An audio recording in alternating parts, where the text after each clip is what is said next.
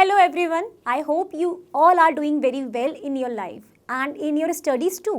मैं हूं जोशिका from Learno Hub, the free learning platform जहां पर आप पढ़ सकते हो maths, science, SST absolutely for free at learnohub.com।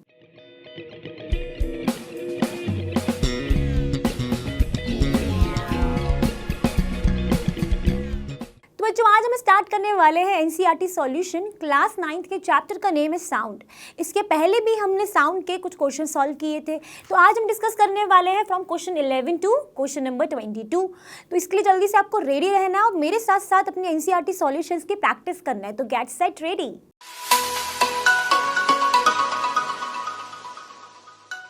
तो बच्चों आज के सेशन का पहला क्वेश्चन आपकी स्क्रीन पर आ चुका है जिसका नंबर है क्वेश्चन नंबर 11।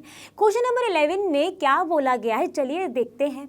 इसमें बोला गया है when a sound is reflected from a distant object an echo is produced, let the distance between the reflecting surface and the source of the sound production remains the same.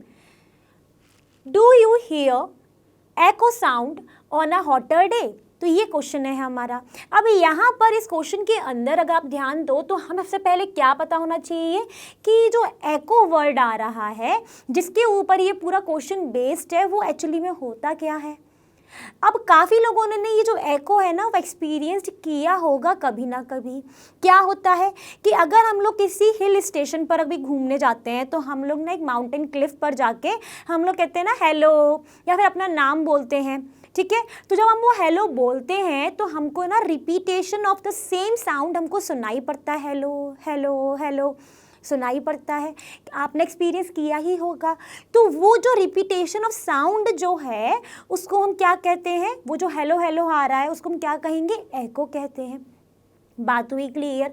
वही यहाँ पर definition भी लिखी हुई है कि echo is the repetition of the same sound caused by the reflection of sound waves from the surface back to the listener. ठीक है, अब आपने ये समझ ली। अब इसको क्या समझोगे, मान लेते हैं कि हम एक क्लिफ पर जाके खड़े हुए हैं, वहाँ से हम साउंड क्रिएट कर रहे हैं लाइक हेलो बोल रहे हैं, ठीक है। जब हमने ये हेलो बोला तो यहाँ पर जो साउंड वेव है वो वाइब्रेट होकर किसी दूसरे माउंटेन से टकरा सकती है। तो मान लेते हैं ये जो माउंटेन है इससे जाके टकराएगी, ये जो साउंड वेव आई जिसमें हमने क्या बोला है, हेलो बोला है, वो रिफ्लेक्ट बैक होकर वापस चली जाएगी जिस लिसनर के पास। बट यहाँ पर जो साउंड है वो अब क्या है, हेलो हेलो हेलो। इस तरीके से रिपीटेशन ऑफ द साउंड आएगी। इसी को हमने क्या बोल दिया है, एको बोल दिया है। इतनी बात तो हो गई क्लियर। अब ये बताओ कि क्यों हमें घर में अगर आप देखो तो एको सुनाई नहीं पड़ता है। तो ऐसी कौन सी कंडीशंस हैं कि जिसके कारण हम माउंटेन क्लिफ में जब बोलते हैं हेलो तो हमको एको प्रोड्यूस्ड होता है। तो उसकी कंडीशन क्या होती है कि एक कंडीशन होती है कि जो टाइम इंटरवल है between the original sound that is for example hello and the reflected sound वो क्या होना चाहिए, एटलीस्ट 0.1 सेकेंड होना चाहिए। कम से कम कितना, 0.1 सेकेंड। तो आप कर सकते हो greater than equal to 0.1 second होना चाहिए।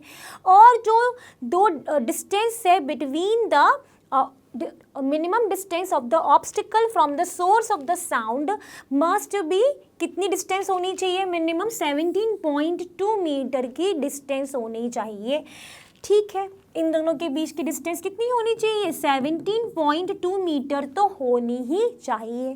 तो ये कंडीशन होती है जहाँ पर हमें क्या होता है, एको प्रोड्यूस्ड होता है। इतनी बात भी हो गई क्लियर, ठीक है। अब देखो अब क्या हो रहा है कि अब यहाँ पर क्वेश्चन में पूछा गया है कि क्या हॉटर डे वाले दिन भी हमको एको सुनाई पड़ेगा। तो यहाँ पर आंसर होने वाला है नो, नहीं पड़ेगा। क्यों नहीं पड़ेगा, क्योंकि हम जानते हैं कि जो हमारी स्पीड होती है किसकी, साउंड की, वो ना 3 फैक्टर्स पे मेनली डिपेंड करती है। कौन कौन से फैक्टर्स होते हैं वो फैक्टर्स होते हैं, एक तो टेम्परेचर जी, दूसरा हो गया ह्यूमिडिटी एंड थर्ड फैक्टर होता है एयर की क्वालिटी। और हमने पढ़ा हुआ है कि जो स्पीड ऑफ साउंड की जो वैल्यू होती है वो 344 मीटर पर सेकेंड होती है, ठीक है, ये पढ़ा है। अब जितना इस स्पीड को एयर क्वालिटी एंड ह्यूमिडिटी से फ़र्क नहीं पड़ता, बट जो ये टेम्परेचर है इससे उसको बहुत ज़्यादा फ़र्क पड़ता है। क्यों पड़ता है? तो देखो साउंड वेव में क्या होता है, हमारी जो वेव है ना वो प्रोपोगेट होकर जाती है। साउंड वेव्स यही होते हैं ना, वाइब्रेशंस होते हैं। अब वाइब्रेशन कौन करता है? मीडियम पार्टिकल्स करते हैं। तो जैसे ही हम टेम्परेचर को, हॉटर वाले दिन क्या होगा, टेम्परेचर बढ़ाया जाएगा, इंक्रीज़ होगा।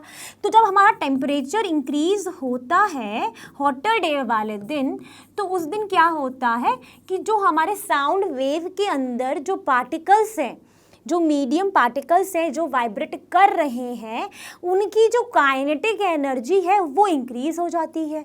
किसकी काइनेटिक एनर्जी इंक्रीज़ हो जाती है? पार्टिकल्स की काइनेटिक एनर्जी इंक्रीज़ हो जाती है। अब जैसे ही काइनेटिक एनर्जी इंक्रीज़ हुई तो स्पीड क्या हो जाती है? इंक्रीज़ हो जाती है। ठीक है, अब स्पीड यहाँ पर जैसे ही इंक्रीज हो जाएगी तो क्या होगा कि यहाँ पर जो टाइम, जितने वो टाइम में उसको ट्रेवल कर कर आना था वो क्या हो जाएगा? कम हो जाएगा। क्यों कम हो रहा है? क्योंकि जैसे हम जानते हैं कि जो स्पीड होता है वो डिस्टेंस अपॉन टाइम होता है ना, डिस्टेंस अपॉन टाइम। अगर हमारी स्पीड बढ़ जाती है तो टाइम क्या होगा उसके रिस्पेक्टिव में? कम हो जाएगा। तो यहाँ पर जो टाइम इंटरवल है between the original sound and the reflected sound वो क्या हो जाएगा? अब लेस देन, कम हो जाएगा। तो हो सकता है कि 0.1 सेकेंड से कम हो जाएगा।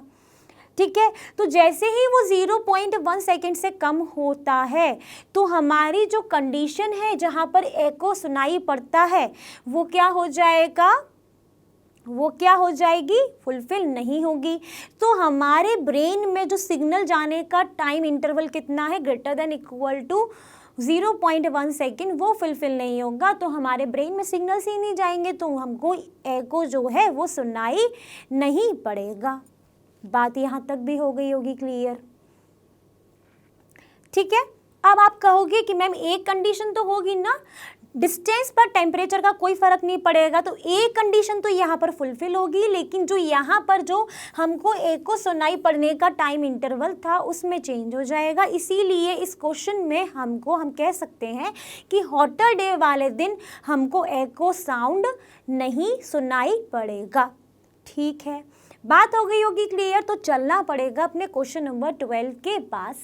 तो बच्चों क्वेश्चन नंबर 12 में आपसे पूछा गया है give 2 practical applications of reflection of sound wave.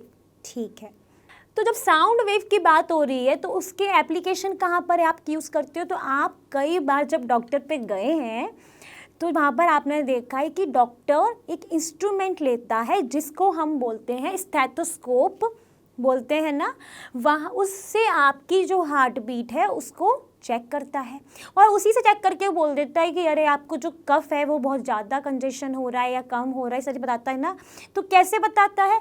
तो उसमें क्या होता है कि जो वर्किंग होती है स्टेथोस्कोप की is based on this phenomena that is reflection of sound waves.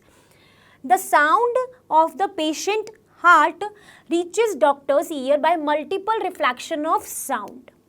ठीक है, बात हुई क्लियर? यहाँ पर हो क्या रहा होता है, बेसिकली जो हमारी हार्ट बीट है वो जो फ्रीक्वेंसी पे वर्क करती है वो होती है 5 हर्ट्ज, और जो हमारा ह्यूमन ईयर्स है वो कितनी फ्रीक्वेंसी सुन पाते हैं? वो सुन पाते हैं 20 हर्ट्ज टू 20 किलो हर्ट्ज तक। ना तो वो इससे कम फ्रीक्वेंसी को सुन पाएंगे ना इससे ज़्यादा फ्रीक्वेंसी को सुन पाएंगे। फिर कैसे वो सुन लेते हैं? क्योंकि जब वो यहाँ पर जो हार्ट बीट है जिस तरीके से स्टेथोस्कोप के यूज़ से उसमें क्या होता है, हमारे ईयर्स तक आने तक उसमें मल्टीपल टाइम्स क्या हो जाता है? रिफ्लेक्शन हो जाता है साउंड का, जब इसीलिए डॉक्टर जो है उसको ईजिली सुन पाते हैं। इतनी भी बात भी हो गई क्लियर? ठीक है, अब देखते हैं दूसरा एप्लीकेशन दैट इज सोनार। ठीक है, सोनार की अगर बात करें तो सोनार जो है वो क्या होता है, सोनार की बात नहीं कर रही हूँ मैं, बात कर रही हूँ सोनार। तो सोनार में भी क्या हो रहा होता है, मल्टीपल टाइम्स ऑफ रिफ्लेक्शन होते हैं साउंड के, जिसके कारण हम क्या पता कर पाते हैं, distance and speed of under water object. जो वाटर के अंदर जो ऑब्जेक्ट्स होते हैं उनका हम डिस्टेंस एंड स्पीड को पता कर पाते हैं, क्योंकि ये सोनार भी किस पर वर्क करते हैं, रिफ्लेक्शन ऑफ साउंड पे करते हैं। ठीक है, ये दो एप्लीकेशन तो यहाँ पर मेंशन है। अब थर्ड एप्लीकेशन क्या हो सकता है, तो आपने सुना होगा क्या, स्पीकर। ठीक है, स्पीकर देखें ना इस तरीके से। ठीक है, तो यहाँ पर भी जो साउंड है उसमें क्या हो रहे होते हैं, इस तरीके से मल्टीपल टाइम्स क्या होता है, रिफ्लेक्शन होकर जाता है। इसीलिए वहाँ से जो साउंड है हमको सुनाई पड़ती है, जोर से सुनाई पड़ती है। बात हो गई क्लियर। तो ये हो गए हमारे क्या, application of reflection of sound. ठीक है, अब इस सोनार को मैंने यहाँ पर ज़्यादा एक्सप्लेन इसीलिए नहीं किया क्योंकि एक क्वेश्चन इसी के बेस्ड आने वाला है। ठीक है, तो चलिए बढ़ते हैं अपने अगले क्वेश्चन की तरफ। तो बच्चों क्वेश्चन नंबर 13 आपकी स्क्रीन पर है, जिसमें बोला गया है a stone is dropped from the top of a tower 500 metre height into a pond of water at the base of the tower. When is the splash heard at the top? And you have given the value of g. What is g? G is acceleration due to gravity 10 meter per second square, and speed of sound is also given, that is 340 meter per second. अब हम देखते हैं इसको एक figure के through समझने की कोशिश करते हैं। इसमें क्या है, एक टावर है, ये है एक टावर का बेस। ठीक है, ये जो टावर है इसकी हमको हाइट कितनी दी है, 500 मीटर दी है। ठीक है, उसके बाद उन्होंने क्या बोला है कि यहाँ पर एक स्टोन था, उसको ड्रॉप किया गया इस पॉन्ड में। हम मान लेते हैं कि वो जितनी देर में ऊपर से स्टोन नीचे आया है, यहाँ पर है एक पॉन्ड। ठीक है, इस पॉन्ड में गिरने तक का जो टाइम है उसको हम मान लेते हैं t1। किस टाइम को मानना है, जिस टाइम पे वो गिरा होगा। ठीक, अब यहाँ पर उसके बाद इसका साउंड ऊपर तक जाने का जो टाइम होगा वो हम मान लेते हैं t2। हमको क्या निकालना है, हमको निकालना है splash heard at the top. मतलब जितने में ये गिरा और ऊपर आया उसके जो पूरा टाइम है ये हमको काउंट करना है। तो टोटल टाइम हमको निकालना है। ठीक है, इतनी बात भी आ गई होगी समझ में कि जब हमने स्टोन फेंका उसमें आवाज़ आई फटाक, और फटाक जो आवाज़ होकर हमारे कानों तक कब तक आई, दैट इज हमको काउंट करना है। ठीक है, अब आप लिखोगे क्या, जो हम हमेशा करते हैं, दैट इज गिवन पोर्शन को लिखना। गिवन में है हमारे पास सबसे पहली इंपॉर्टेंट चीज़ है कि जब वो स्टोन फेंकने से पहले वो किस पोजीशन पे होगा, किस वेलोसिटी में होगा, रेस्ट पर होगा, रेस्ट पोजीशन पे। जब रेस्ट पोजीशन पर होता है तो उसमें क्या होगी, इनिशियल वेलोसिटी कितनी हो जाती है, इनिशियल वेलोसिटी हो जाएगी उसकी 0 मीटर पर सेकेंड।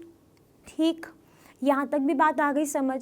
फिर आपको क्या दिया गया है, आपको दिया है acceleration due to gravity 10 metre per second square, और आपको दिया गया है speed of sound that is 340 metre per second, और एक चीज़ और दी है, that is height of tower. कितना दिया है, 500 मीटर दिया है।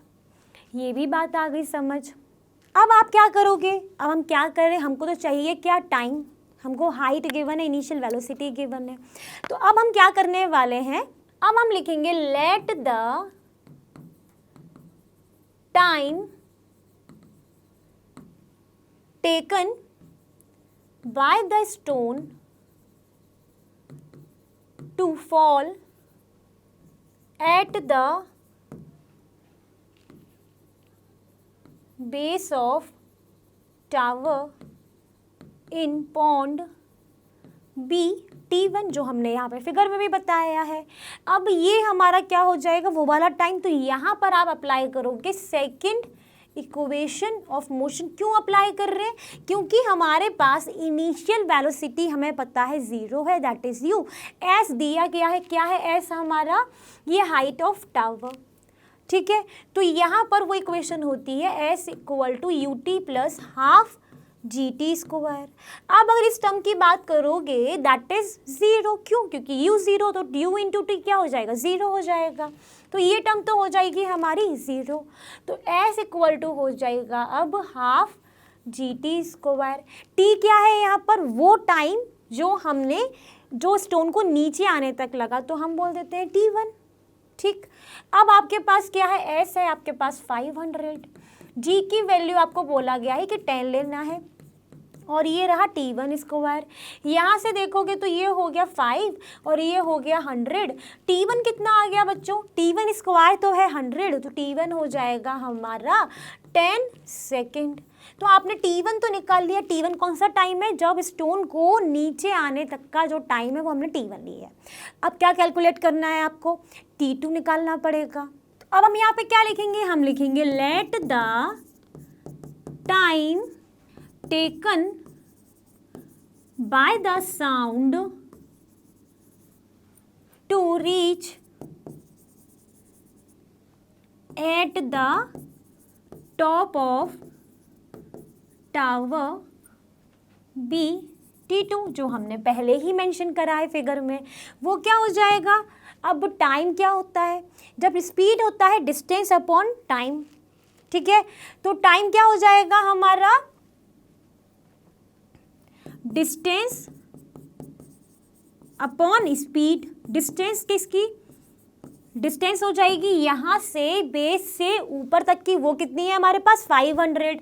और स्पीड किसकी हो जाएगी? साउंड की हो जाएगी, क्योंकि हम टाइम किसका निकाल रहे हैं कि टाइम कौन सा टाइम है ये T2, कि ये साउंड को ऊपर तक पहुँचने में जो टाइम लगा है, ठीक है। तो यहाँ पर हो जाएगा 500 अपॉन 340 दी हुई है हमें स्पीड ऑफ साउंड इस क्वेश्चन में। कितना आएगा टाइम? यहाँ से हमारा T2 कैलकुलेट होगा 1.475 सेकेंड, ठीक है। अब ये आपने T1 निकाल लिया, T2 निकाल लिया। अब अल्टीमेट जो इस क्वेश्चन में हमको बोला गया है निकालने के लिए, वो क्या बोला गया है? Splash heard at the top. तो अब आप यहाँ पर लिखोगे hence the splash heard at the top is T, which is equal to T1 plus T2, that is 10 plus 1.475। कितना हो जाएगा? 11.475 सेकेंड। ये हो गया हमारा आंसर। ये किसका हमें आंसर मिल गया? जो इस क्वेश्चन में हमारी डिमांड थी वो हमने कर लिया है कैलकुलेट। इसका मतलब इस क्वेश्चन को अब लॉक करके क्या करना चाहिए? आगे चलना चाहिए। तो चलिए चलते हैं। तो बच्चों यहाँ पर क्वेश्चन नंबर 14 आपकी स्क्रीन पर आ चुका है, जिसमें बोला गया है कि एक साउंड वेव ट्रेवल कर रही है at a speed of 339 metre per second. If its wavelength is 1.5 centimetre, what is the frequency of the wave? आपको कैलकुलेट करना है और फ्रीक्वेंसी निकालने का आपको ये बताना है क्या वो आपको ऑडिबल है, ये आपको बताना है। तो पहले क्या करेंगे? हम अपने गिवन पोर्शन को लिख लेते हैं। तो गिवन में बात करें तो गिवन में है हमारे पास स्पीड ऑफ साउंड वेव कितनी दी गई है? 339 मीटर पर सेकेंड। देन आपके पास गिवन है वेवलेंथ। वेवलेंथ को आप डिनोट करते हो लैम्डा से, दैट इज 1.5 सेंटीमीटर। जिसको आप कन्वर्ट करोगे मीटर में तो ये आएगा 0.015 मीटर, ठीक है। और स्पीड किसे डिनोट करते हो आप? v से करते हो डिनोट। आपको निकालना है यहाँ पर फ्रीक्वेंसी ऑफ द वेव, जिसको आप डिनोट करते हो न्यू से। ये आपको कैलकुलेट करना है, ठीक। अब हमने क्या पढ़ा हुआ है इस चैप्टर में? That is we know that की relation between the speed, wavelength and frequency. What is the relation? That speed of sound which is v equal to lambda which is wavelength multiply frequency. पढ़ा हुआ है, ये v है ये mu है, इतना ध्यान रखना। ठीक, अब यहाँ पर आपको कैलकुलेट क्या करना है, ये म्यू कैलकुलेट करना है। तो ये म्यू कैलकुलेट करने के लिए आपका फॉर्मूला क्या बन जाएगा, v अपॉन लैम्डा। यहाँ पर जो v है वो क्या है आपका स्पीड ऑफ साउंड जो क्वेश्चन में गिवन है, लैम्डा क्या है यहाँ पर वेवलेंथ है जो आपको क्वेश्चन में गिवन है। तो स्पीड कितनी दी गई है हमको 339 अपॉन 0.015। यहाँ से ये पॉइंट हटाओगे ऊपर 30 पहुँच गए। कैलकुलेट करने से इसका आंसर कितना आने वाला है, ये आएगा आपका 226,000 हर्ट्ज और आप कह सकते हो 226 किलो हर्ट्ज। ठीक है, अब हमको यहाँ पर क्या आंसर देना है कि क्या जो हमें ये वेवलेंथ मिली है, क्या ये जो हमें फ्रीक्वेंसी मिली है ये हमारी ऑडिबल होगी हमारे ईयर्स के लिए या नहीं। क्या मिला है हमको, फ्रीक्वेंसी जो कैलकुलेट हुई है। अब हम क्या जानते हैं, हम ये जानते हैं कि हमारे जो ह्यूमन ईयर्स हैं वो कितनी रेंज सुन सकते हैं। तो हम यहाँ पर लिखेंगे as we know that human ear can hear the voice of range, आप लिख दोगे किसके range, frequency range 20 hertz to 20 kilo hertz. और यहाँ पर जो हमारा फ्रीक्वेंसी आया है वो कितना आया है 226 किलो हर्ट्ज, बहुत ही ज़्यादा है। जब ये बहुत ज़्यादा है तो आप यहाँ पे लिख दोगे and as per the result it will exceed the range of normal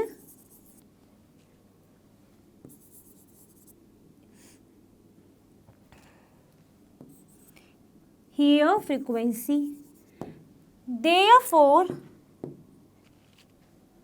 it will not be audible. ये हमको सुनाई नहीं पड़ेगी। और ये कौन सी रेंज में आ जाएंगी, ये अल्ट्रा फ्रीक्वेंसी वेव्स में आ जाएगा।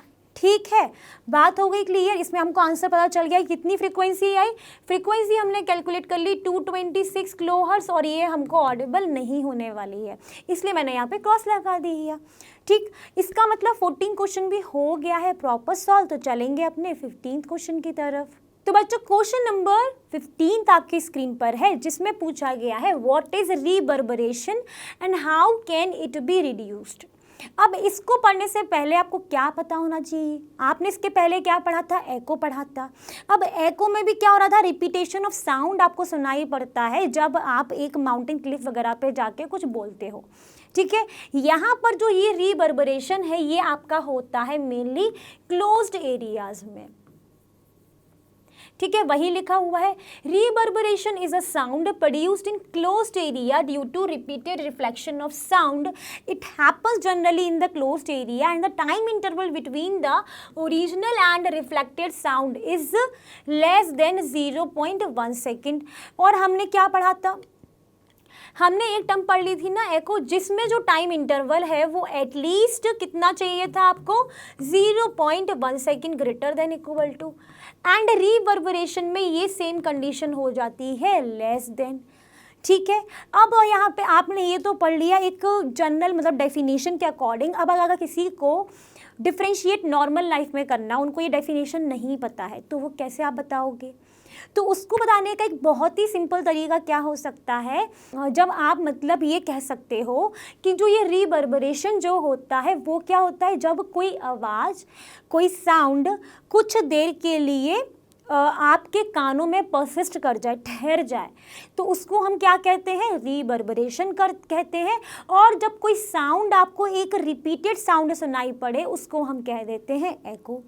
ठीक है, तो ये क्या करती है कि कोई भी वॉइस जो है परसिस्ट कर जाए थोड़ी देर के लिए, सम टाइम के लिए, उसको हम कह देंगे ये। ठीक है, तो आप किसी को ये एक्सप्लेन कर सकते हो। अब इसमें आपको एक जनरल अगर वे में एग्जांपल दें, जब हम कोई नया घर खरीदते हैं या फिर कोई नए घर में जाते हैं, तो वहाँ पर आपकी जो वॉइस है ना वो रीवर्बरेट होती है। तो उसको यहाँ पर रिड्यूस करने का तरीका क्या अपनाओगे? हम अभी सिर्फ घर की बात कर रहे हैं, यहाँ पर मैंने एग्जाम्पल दिया है ऑडिटोरियम का, तो वहाँ का भी देखेंगे। घरों में जब हम जाते हैं तो हमने देखा कि बहुत आवाज़ जो है वो हमारी रीवर्बरेट कर रही है, तो वहाँ पर हम क्या करेंगे, सामान ले आते हैं या कर्टेन्स लगाते हैं, कारपेट्स बिछाते हैं, तो जिससे ये जो हमारा रीवर्बरेशन जो हो रहा है उस घर में वो कम हो जाए। ठीक है, अब अगर बात करें सिंपल ऑडिटोरियम की, तो वहाँ पर जो उसकी रूफ है, जो वॉल्स हैं, वो क्या करते हैं, हम उनको कवर्ड कर देते हैं with sound absorbent material like compressed fibre board, rough plaster और ड्रेपरीज।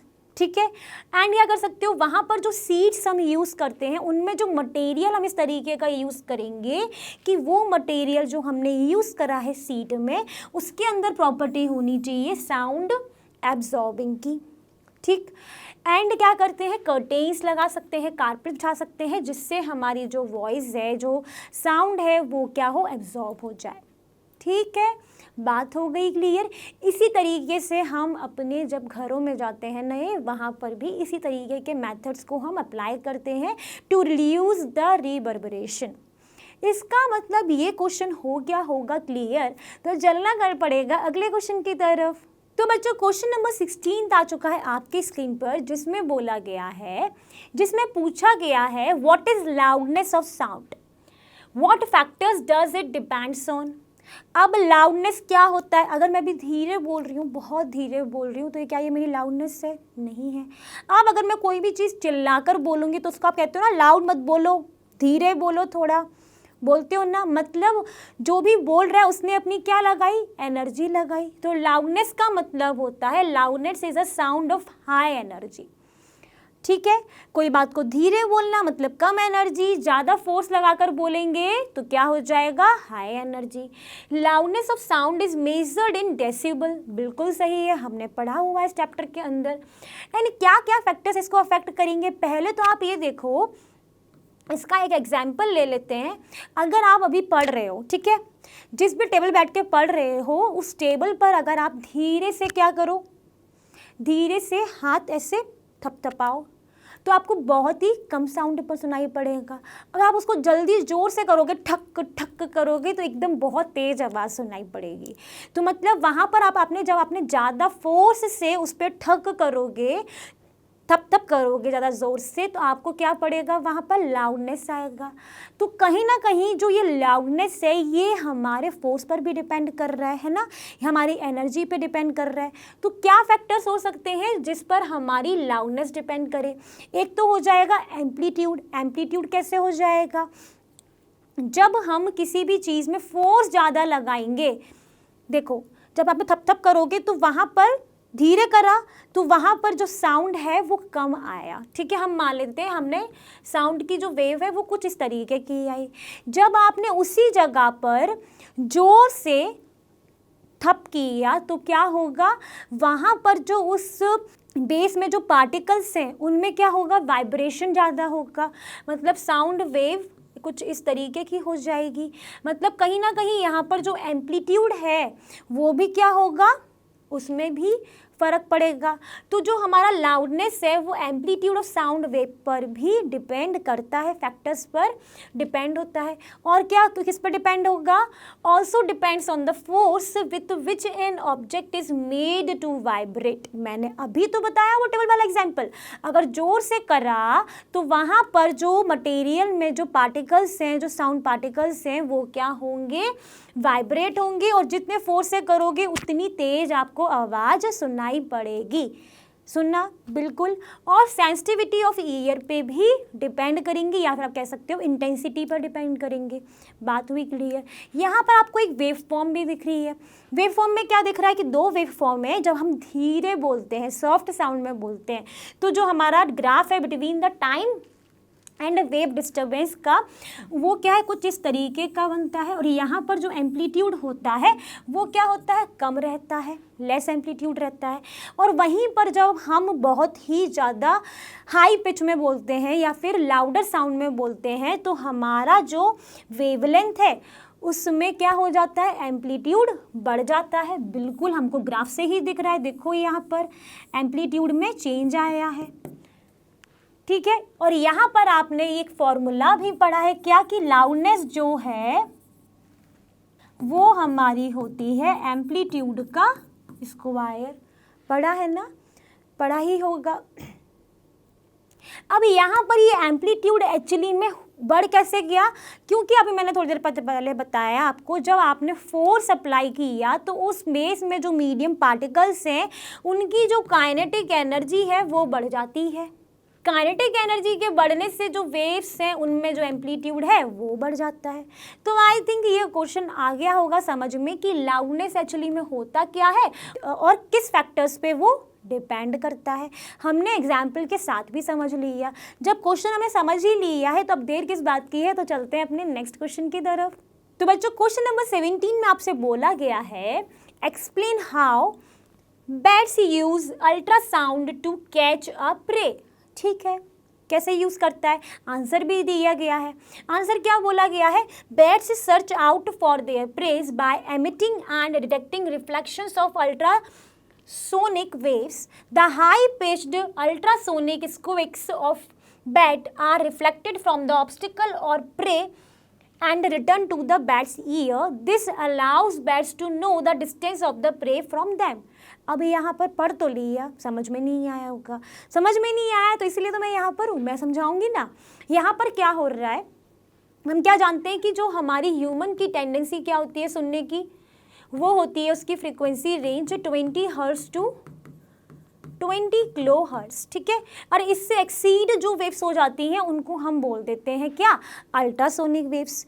अब ये जो बैट्स हैं ये क्या करते हैं, ये एमिट क्या करते हैं, जब ये बोलते हैं तो क्या निकलता है, कौन सी वेव्स निकलती हैं, इनकी वेव्स जो निकलती हैं उनको हम कहते हैं अल्ट्रासोनिक वेव्स, जिनकी फ्रीक्वेंसी किस पर होगी, इससे ज़्यादा ही होगी, ठीक है। तो जब ये फ्रीक्वेंसी को एमिट करते हैं वो फ्रीक्वेंसी कहाँ तक पहुँचती है, प्रे के पास, इंसेक्ट के पास पहुँचती है। वहाँ पर पहुँच के उससे ये टकराकर वापस रिफ्लेक्ट हो जाती है और कहाँ पहुँच जाती है, इन बैट्स के कानों में पहुँचती है। जैसे ही वो कानों में इनके पहुँचती है उनको ये आइडिया पड़ जाता है कि जो वो प्रे है वो उनसे कितनी दूर पर है, उतनी दूर तक उनको ट्रैवल करना है, ठीक है, टू कैच दैट प्रे, ठीक है, उतनी दूर तक वो ट्रैवल करेंगे और इसको कैच कर लेंगे। तो ये कंसेप्ट यहाँ पर यूज़ हो रहा है। यहाँ पर आपको क्या पता होना चाहिए कि अल्ट्रासोनिक वेव्स जो हैं उनकी फ्रीक्वेंसी हमारे कानों को सुनने की फ्रीक्वेंसी से बहुत ज़्यादा होती है। जो ये बैट एमिट करेंगे इस तक पहुँचेंगे और रिफ्लेक्ट बैक होके इनके कानों में पहुँचेगी, जिससे उन्हें मालूम पड़ जाएगा कि भाई वो प्रे कहाँ पर है। बात हो गई क्लियर। तो इस तरीके से बैट किसका यूज़ करते हैं, अल्ट्रासाउंड वेव्स का यूज़ करते हैं टू कैच अ प्रे। बात हो गई क्लियर। जब बात हो गई है क्लियर, मतलब क्वेश्चन नंबर 17 को हमको करना पड़ेगा लॉक। लॉक करके कहाँ चले, क्वेश्चन नंबर 18 के पास चलते हैं। तो बच्चों क्वेश्चन नंबर 18 आपकी स्क्रीन पर है, जिसमें पूछा गया है how is ultrasound used for cleaning. ठीक है, अल्ट्रासाउंड का नाम तो हमने बहुत सुना है अपनी डेली लाइफ में। जब भी हमें कोई किडनी प्रॉब्लम या स्टमक प्रॉब्लम होती है तो हम लोग अल्ट्रासाउंड कराने पहुंच जाते हैं, ठीक है। अब वही जो अल्ट्रासाउंड है उसको हम किस तरीके से क्लीनिंग में यूज़ करते हैं वही हमको बताना है। अब मान लेते हैं कोई हमारे पास इलेक्ट्रॉनिक अप्लाइंसेस है या फिर कुछ इस तरीके का मटेरियल है जिसका कॉम्प्लिकेटेड स्ट्रक्चर है और उसमें बहुत ज़्यादा ना गंदगी हो गई है, ग्रीसिंग हो गई है फॉर एग्जाम्पल। अब उसको कैसे आप क्लीन करोगे, तो उसके लिए हम यूज़ क्या करते हैं, अल्ट्रासाउंड यूज़ करते हैं। अब ये क्लीन कैसे करता है, तो to clean any object it is placed in a cleaning solution. उनको कहाँ पे प्लेस्ड कर देते हैं, क्लीनिंग सॉल्यूशन में हम उनको प्लेस्ड करते हैं उन ऑब्जेक्ट को, और फिर वहाँ पर हम अल्ट्रासोनिक वेव्स भेजते हैं। In the solution. अब ये अल्ट्रासोनिक वेव्स की इतनी ज़्यादा फ्रिक्वेंसी होती है कि जो पार्टिकल्स होते हैं ना वहाँ पर, जो कॉम्प्लिकेटेड स्ट्रक्चर के या फिर किसी इलेक्ट्रॉनिक अप्लाइंसेस के, वो थोड़ा डर जाते हैं तो क्या करते हैं, अपनी जितनी भी गंदगी है like greasing, like dust and dirt, वहाँ से वो हटा देते हैं, डिटेस्ट कर देते हैं। एंड वो जो ऑब्जेक्ट है वो क्या होता है, पूरा अंदर से थॉरो क्लीन हो जाता है। Ultrasound waves have this unique property कि they can pass through the obstacle and can go inside. वो किसी भी उस पे जाकर उसके अंदर चले जाते हैं, किसी भी ऑब्स्टिकल के अंदर, ठीक है। तो इस तरीके से जब हमारे कोई हैवी मटेरियल्स होते हैं, किसी गाड़ी के कोई मटेरियल है या फिर कोई इलेक्ट्रॉनिक अप्लाइंसेज हैं जो हम भैया स्क्रब तो नहीं कर सकते ना, तो उनके लिए हम एक क्लीनिंग सॉल्यूशन में उनको डालकर वहाँ पर हम अल्ट्रासोनिक वेव्स को अप्लाई करते हैं, जिनकी फ्रिक्वेंसी इतनी ज़्यादा होने के कारण वो डर जाते हैं और वो बाहर निकल जाते हैं। ठीक है, बात हो गई क्लियर किस तरीके से साउंड करता है। डायरेक्ट पास नहीं करते कि अपन ने वो मटेरियल ऐसे रखा और अल्ट्रासाउंडिक वॉइस उसमें अप्लाई कर दी, नहीं, उसको हमें एक पहले डिप करना पड़ता है एक क्लीनिंग सॉल्यूशन में। बात हो गई होगी क्लियर। इसका मतलब क्वेश्चन नंबर 18 को कर देते हैं लॉग और चलते हैं क्वेश्चन नंबर 19 के पास। तो बच्चों क्वेश्चन नंबर 19 आपकी स्क्रीन पर आ चुका है, जिसमें पूछा गया है explain the working and application of a sonar. अब ये नाम तो कहीं सुना ही होगा, कहाँ सुना था, क्वेश्चन नंबर 12 में सुना था, जहाँ पर हमने देखे थे एप्लीकेशन ऑफ साउंड वेव, जहाँ पर मैंने मेंशन किया था कि सोनार में हम यूज़ करते हैं। और मैंने ये भी बोला था कि जो सोनार है इसके ऊपर एक प्रॉपर क्वेश्चन आएगा तो वहाँ पर हम डिस्कस करेंगे इसके बारे में। ठीक है, अब सोनार होता क्या है, not a sonar, it is sonar, जिसका फुल फॉर्म होता है, एसओ से होता है आपका साउंड, एनए से होता है आपका नेविगेशन एंड आर से होता है आपका रेंजिंग। फुल फॉर्म आपको मालूम पड़ ही गया, क्या है, साउंड, नेविगेशन एंड रेंजिंग। ये एक ऐसी डिवाइस होती है जो कि यूज़ करती है अल्ट्रासोनिक वेव्स। किस लिए यूज़ कर रही है, कि डिवाइस है तो किसी चीज़ के लिए यूज़ करेगी, पता करने के लिए कि जो अंडर वाटर ऑब्जेक्ट्स हैं उनकी डिस्टेंस, उनका डायरेक्शन और उनका स्पीड पता करने के लिए ये वर्क करती है on the principle of echo. किस प्रिंसिपल पे वर्क करती है, ये एको के प्रिंसिपल पर वर्क करती है, जिसको हमने पढ़ा था, जिसकी कोई कंडीशंस थी। टाइम इंटरवल होना चाहिए एटलीस्ट 0.1 सेकेंड, डिस्टेंस कितनी होनी चाहिए 17.2 मीटर, पढ़ा था ना। डिवाइस भी हो गया। एंड ये जो सोनार है यहाँ पर ये बना होता है किससे, ट्रांसमीटर एंड रिसीवर से, जो कि हम फिट करते हैं, इंस्टॉल करते हैं कहाँ पर, बोट या शिप के नीचे। यहाँ से क्या होता है, यहाँ पर ऑब्जेक्ट होता है, तो ट्रांसमीटर क्या कर रहा होता है, अब ये जो ट्रांसमीटर है ये क्या करेगा, ये ट्रांसमिट करेगा या फिर प्रोड्यूस करेगा कौन सी waves, ultrasonic waves. Ultrasonic waves जो हैं वो आएंगी ट्रैवल करके इस ऑब्जेक्ट के पास। जैसे ही वो इस ऑब्जेक्ट से टकराएंगी या फिर स्ट्राइक करेंगी तो ये करेंगी, ये रिफ्लेक्ट बैक होकर कहाँ पहुँच जाएंगी, डिटेक्टर के पास। ठीक है, तो वही यहाँ पर लिखा हुआ इसकी वर्किंग में, that the transmitter produces and transmit ultrasonic waves which get reflected by the under water object after striking them. और ये जो वेव्स हैं जैसे किसने रिसीव कर ली, डिटेक्टर ने रिसीव कर ली, और उसका काम होगा कि इनको एक एप्रोप्रिएट इलेक्ट्रिकल सिग्नल्स में कन्वर्ट करना। ठीक है, अब डिस्टेंस कैसे मालूम करेंगे हम किसी भी ऑब्जेक्ट की, तो डिस्टेंस निकालने के लिए हमारे पास दो चीज़ें होना बहुत ज़रूरी है, that is speed and time. ठीक है, स्पीड की अगर बात करें तो यहाँ पर हमको कैलकुलेट क्या मालूम होना चाहिए, speed of sound in water, and क्या मालूम होना चाहिए, time interval between the transmission and reception of the ultrasound. ठीक है, मान लेते हैं जो टाइम इंटरवल है वो है हमारा टी, स्पीड को हम मान लेते हैं एस मान लेते हैं, या फिर आप बोल सकते हो वी मान लो। ठीक है, अब डिस्टेंस निकालनी हो तो टोटल डिस्टेंस कितनी हो जाएगी, यहाँ तक आने में डी, जाने में भी डी, टोटल कितनी हो जाएगी, D plus D is 2D मान लिया। एंड टाइम इंटरवल को हमने लिया है टी, तो यहाँ पर डिस्टेंस आपका फॉर्मूला होता है स्पीड मल्टीप्लाई टाइम, तो 2D equal to v into t आपका इस फॉर्मूले से आप कैलकुलेट कर लोगे किसी भी ऑब्जेक्ट को जो अंडर वाटर रखा गया है उसकी डिस्टेंस आप निकाल लोगे by using this Sonar concept. ठीक है, तो इस तरीके से आपका निकल आता है डिस्टेंस। अब बात करें इसके एप्लीकेशन की, तो एप्लीकेशन में तो बात एक तो हो गई, आप क्या निकाल सकते हो, किसी भी सी की डेप्थ आप फाइंड कर सकते हो इस कंसेप्ट से। तो वहीं पर पहले लिखा गया है to determine the depth of the sea. और क्या कर सकते हो कि आप to locate underwater hills, valleys, submarine, icebergs, sunken ship etcetera, इस तरीके की चीज़ों को भी आप लोकेट कर सकते हो। अब कैसे मालूम पड़ेगा कि कोई यहाँ पर आइसबर्ग आ गया है? ठीक है, तो क्या हुआ, मान लेते हैं कोई आइसबर्ग है, तो अभी तक यहाँ पर जो उसने डिस्टेंस थी वो आपकी कुछ 2D आई। अब जैसे ही कोई ऑब्जेक्ट को ज़्यादा बड़ा रखा होगा तो उसकी जो डिस्टेंस है वो क्या हो जाएगी, रिड्यूस्ड हो जाएगी। तो उनको यहाँ से मालूम पड़ जाएगा कि कोई यहाँ पर ऐसा ऑब्जेक्ट आया है जिससे अगर वो टकरा सकते हैं, उसकी डिस्टेंस भी मालूम पड़ जाएगी। और यही कंसेप्ट उनके नेविगेशन में भी हेल्प करेंगे, किसको, शिप या बोट के नेविगेशन में। क्योंकि अगर कोई बहुत ही बड़ा ऑब्जेक्ट होगा जिसके कारण इनको कुछ लॉस हो सकता है, तो यहाँ से वो अपना जो पाथ है वो घुमा लेंगे। बात हो गई क्लियर? तो ये जो सोनार है ये शिप वगैरह को किस में हेल्प करते हैं, नेविगेशन में भी हेल्प करते हैं। तो आई थिंक क्वेश्चन नंबर 19 भी आ गया होगा समझ में और दिमाग में हो गया होगा स्टोर। तो चलना पड़ेगा क्वेश्चन नंबर 20 के पास। तो बच्चों क्वेश्चन नंबर 20 आपकी स्क्रीन पर है, जिसमें आपसे पूछा गया है, a sonar device on a submarine sends out a signal and receive an echo 5 second later. Calculate the speed of the sound in water if the distance of the object from the submarine is 3625 metre.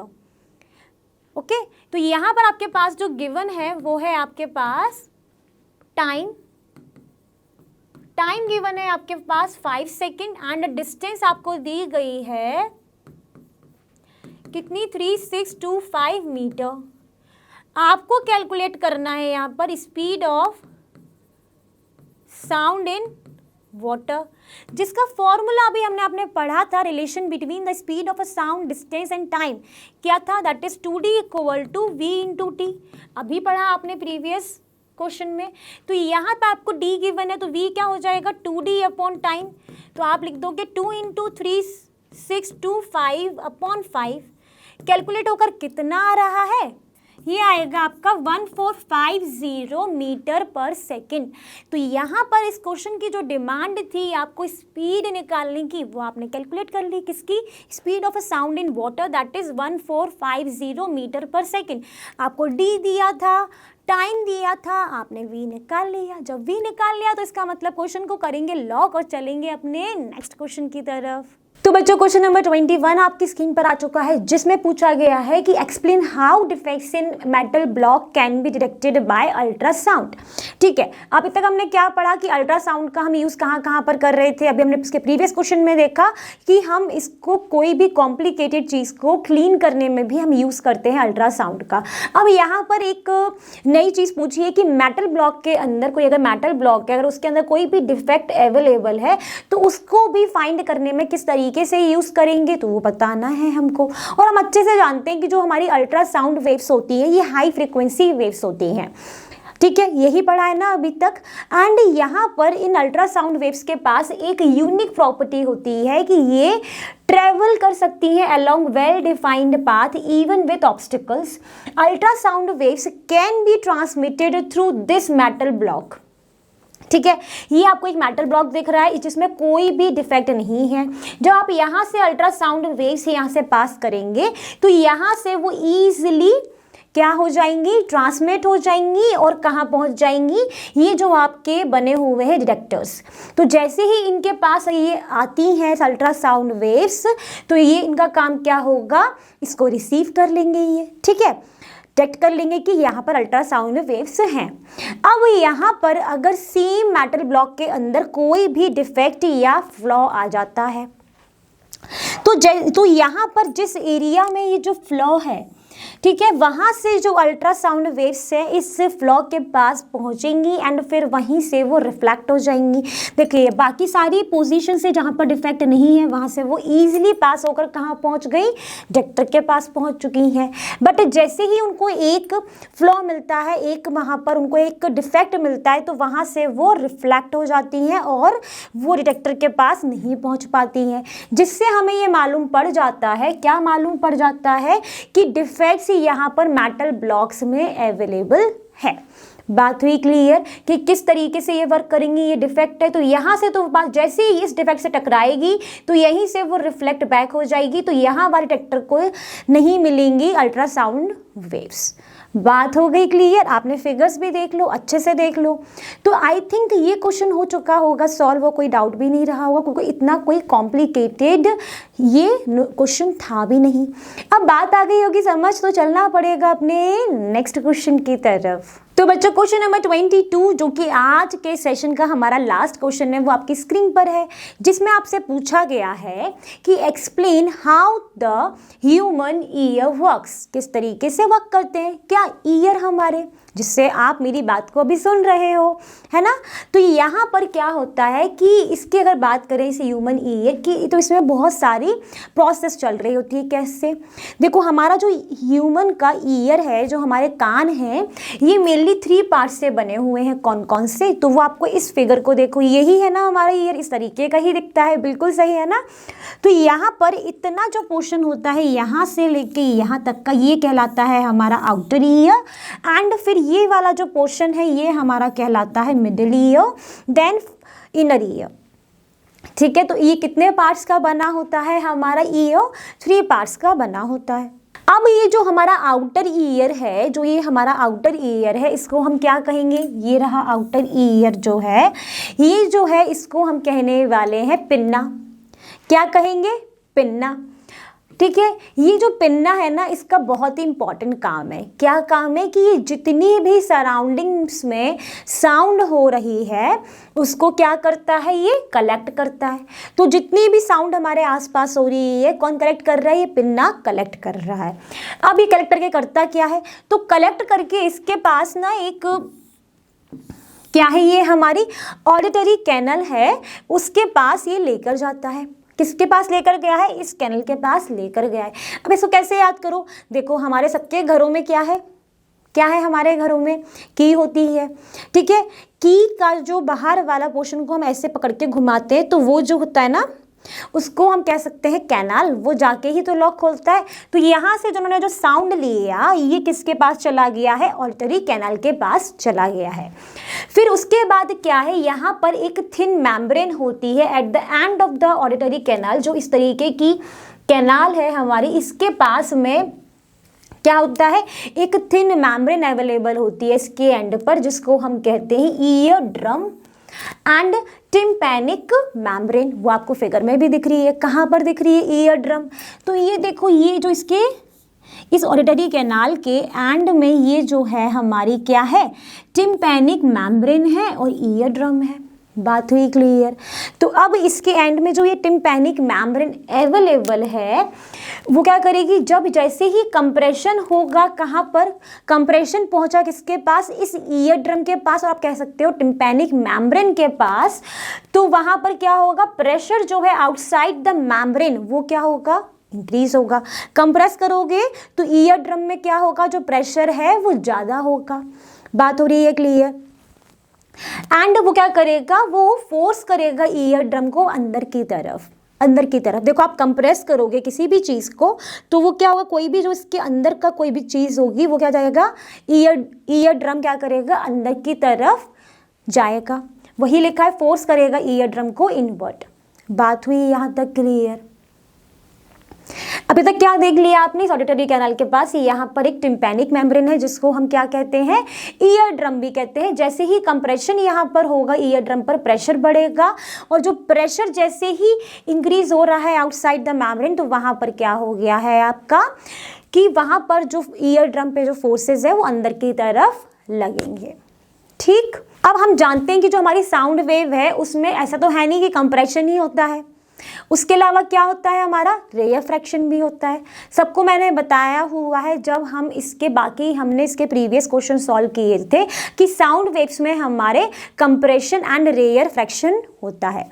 अब जैसे ही compression आया तो वहां पर क्या हो गया, force लगा ईयर ड्रम पर अंदर की तरफ। रेयर फ्रैक्शन जैसे ही आएगा तो जो ईयर ड्रम है वो कहाँ भागेगा, बाहर की तरफ। इस तरीके से अंदर बाहर क्या होगा हमारा, अंदर बाहर क्या होने वाला है, हमारा ईयर ड्रम वाइब्रेट करेगा। ये जो हमारा ईयर ड्रम है इसमें अगर फोर्स अंदर फिर बाहर फिर अंदर फिर बाहर, तो वो क्या करेगा, वो वाइब्रेट होना शुरू होगा। ठीक, अब ये जो वाइब्रेशंस यहाँ पर हो रहे हैं ये एम्पलीफाइड होंगे सेवरल टाइम्स, और इनको एम्पलीफाइड करता कौन है, वो करते हैं 3 बोन्स जो कि हमारी मिडिल ईयर में अवेलेबल होते हैं। ये जो मिडिल ईयर का पोर्शन है यहाँ पर 3 बोन्स अवेलेबल होते हैं जिनका काम क्या होता है, ये जो वाइब्रेशंस हो रहे हैं इनको एम्पलीफाइड करना सेवरल टाइम्स। ठीक है, वो बोन्स कौन कौन सी है, तो उनका नाम है, एक का हेमो, अनविल एंड स्टिरअप। दिख रहा है ये, तो ये वाला जो पोर्शन है ये वाला, ये आपको दिख रहा है इस तरीके का, ये क्या कहलाता है, हमारा हैमर कहलाता है। ये रहा वो पोर्शन। ठीक है, अब बात करें दूसरा जो बोन है वो है आपकी अनविल। तो ये जो आपको दिख रहा है ये वाला पोर्शन, ये क्या है, हमारा अनविल है। अब थर्ड बोन का नाम क्या है, स्टिरअप। वो कौन सा पोर्शन है, वो आपको क्या दिख रहा है, ग्रीन वाला स्टिरअप दिख रहा है। बात हुई क्लियर। ये कहाँ पर प्रेजेंट होती हैं ये बोन्स, ये हमारे कान के मिडिल पोर्शन में प्रेजेंट होती हैं, जो कि क्या करेंगी, इन वाइब्रेशंस को एम्पलीफाइड करती हैं। यहाँ तक आ गई होगी बात समझ में। अब जैसे ही जो हमारे वाइब्रेशंस हैं ये हुए amplified by these 3 bones which are present in the middle ear, now क्या होने वाला है, now these waves are transmitted, क्या करेंगे, इन ट्रांसमिटेड साउंड वेव्स को कहाँ पहुँचाएंगे हम, जो इसमें हमने एम्पलीफाइड करा है उनको कहाँ देंगे। अब कौन सा पोर्शन बचा है हमारा, this one, that is inner ear. अब ये वाली वेव्स कहाँ जाने वाली हैं, एम्पलीफाइड वेव्स इनर ईयर के पास जाएंगी, जहाँ पर इनर ईयर में pressure variations are turned into electrical signals. अब यहाँ पर जब वेव्स आई तो वहाँ पर जो प्रेशर का वेरिएशंस जो होगा वो किस में कन्वर्ट हो जाएगा, इलेक्ट्रिकल सिग्नल में कन्वर्ट होगा। कौन करेगा, वो कॉक्लिया करेगा। ठीक है, वो कहाँ पर दिख रहा है आपको, ये वाला जो पोर्शन दिख रहा है ना, ये इस तरीके का, ये क्या है हमारा, कॉक्लिया है। इसका काम क्या होने वाला है, ये जो प्रेशर वेरिएशंस आएगा उनको इलेक्ट्रिकल सिग्नल में कन्वर्ट करना इसका काम है।